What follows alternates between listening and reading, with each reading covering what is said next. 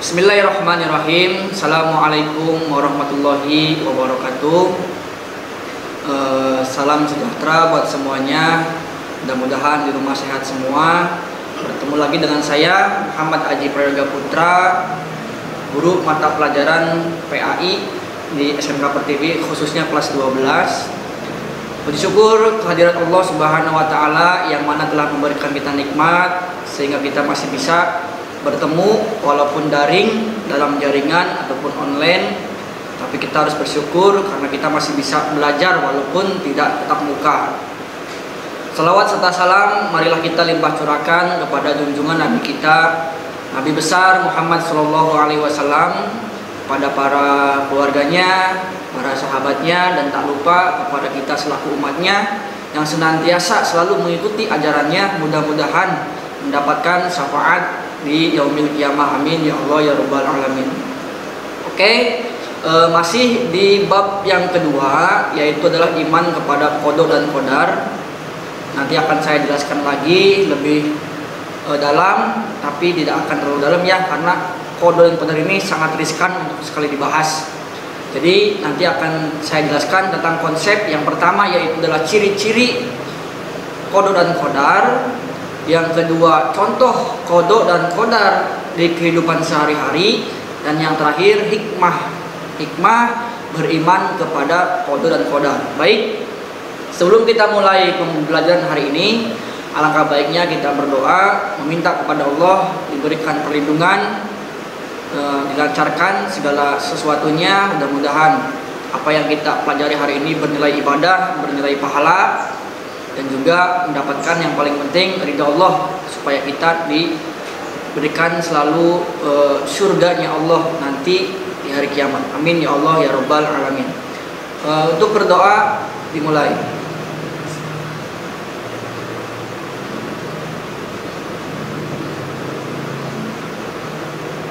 Baik, selesai.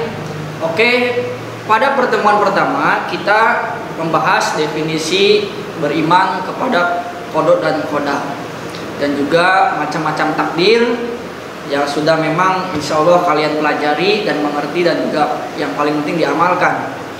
Iman kepada qada dan qadar yaitu mempercayai atau meyakini dengan sepenuh hati bahwa ketetapan ketentuan Allah itu pasti terjadi sebelum zaman azali, sebelum kita dilahirkan. Adapun macam-macam takdir, ada takdir mubram dan juga ada takdir mu'allaq. Kita sedikit flashback ya supaya kalian tidak lupa tentang materi yang kemarin. Oke, tadi sempat saya bilang dari awal, sekarang kita akan membahas 3 konsep. Yang pertama, ciri-ciri orang yang beriman kepada qada dan qadar. Yang kedua, contoh qada dan qadar dalam kehidupan sehari-hari. Dan yang ketiga, hikmah beriman kepada qada dan qadar. Oke, kita bahas yang pertama, yaitu adalah ciri-ciri iman kepada qada dan qadar.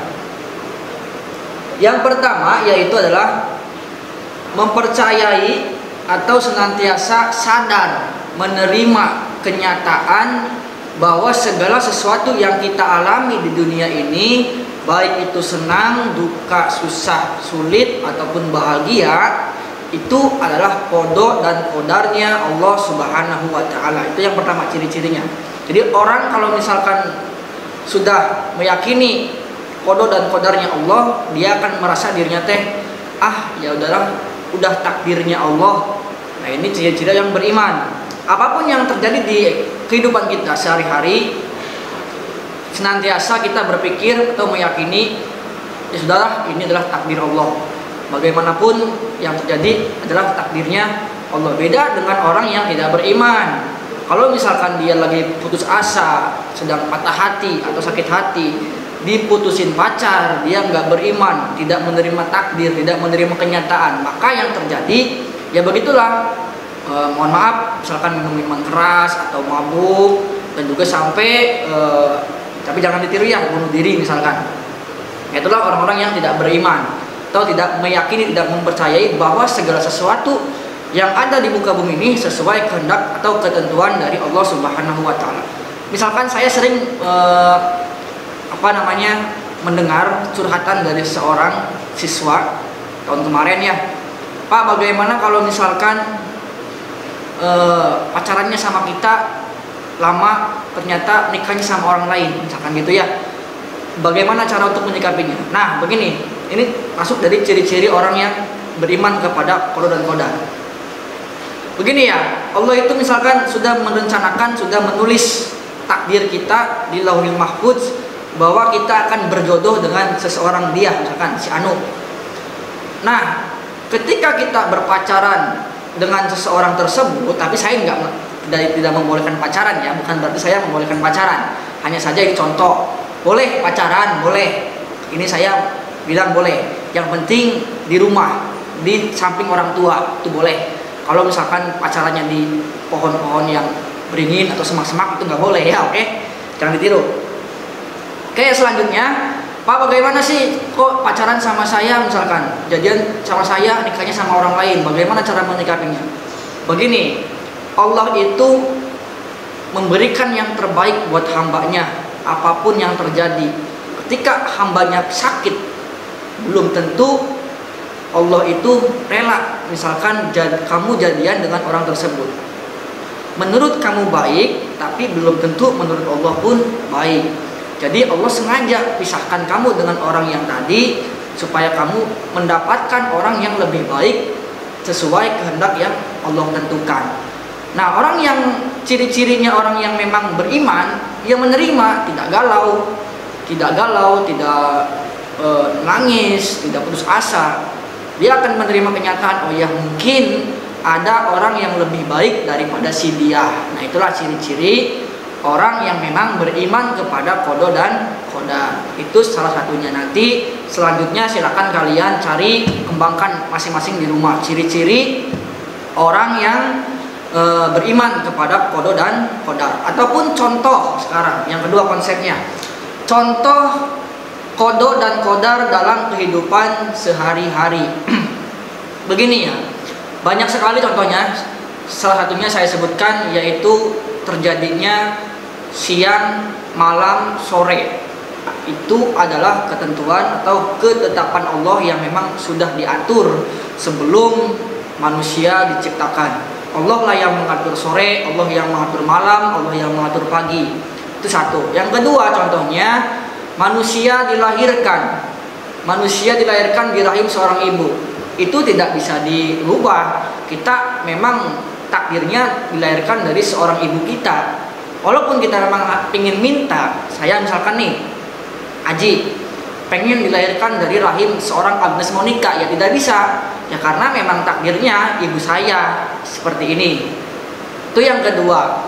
Yang ketiga, Allah menakdirkan seseorang itu mati. Nah, ini adalah contohnya kematian. Banyak orang-orang yang memang meninggal tanpa mengenal usia ataupun waktu di mana, dan juga tua mudanya, bahkan bayi pun ada yang sudah wafat, meninggal. Itu adalah contoh dari qada dan qadar dalam kehidupan sehari-hari.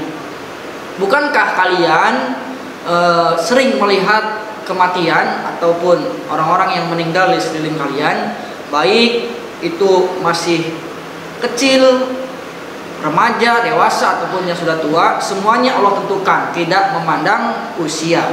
Nah, itu adalah contoh dari qada dan qadar dalam kehidupan sehari-hari.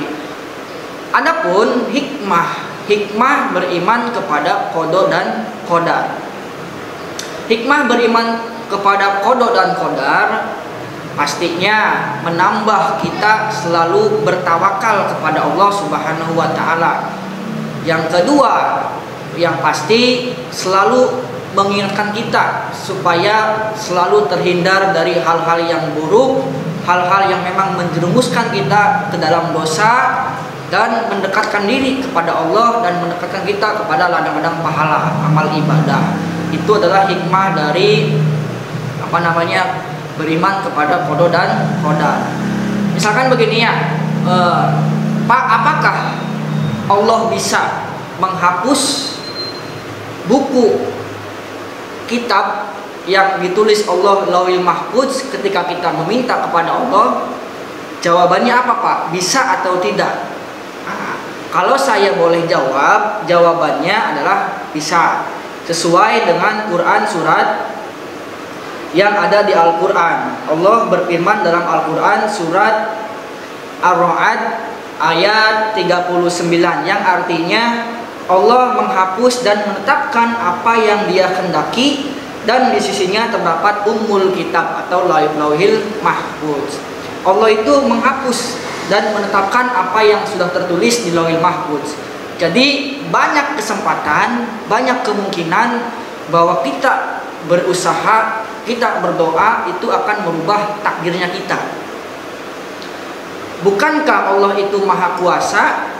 Bukankah Allah itu maha berkehendak? Allah bisa saja menghapus takdir kita yang jelek menjadi takdir kita yang bagus. Makanya Imam Al-Ghazali dalam kitabnya Ihya Ulumuddin, dia menulis bahwa dia itu tidak takut yang namanya su'ul khotimah.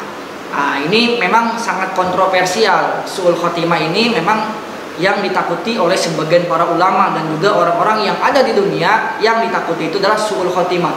Tapi dalam kitab Ihya Ulumuddin, Imam Al-Ghazali tidak takut terhadap su'ul khotimah. Akhirnya didebat sama ulama dan ditanyakan, kenapa kok nggak takut yang namanya su'ul khotimah, sedangkan orang-orang yang ada di dunia semuanya takut kepada su'ul khotimah. Apa jawaban dari Imam Al-Ghazali?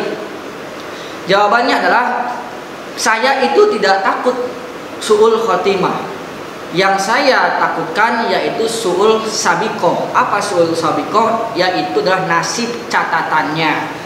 Sekarang kita gini, kita takut misalkan mati dalam su'ul khotimah. Ngapain kita takut? Toh itu udah ditulis di dalam kitabnya Allah, yaitu adalah Lauhil Mahfuz.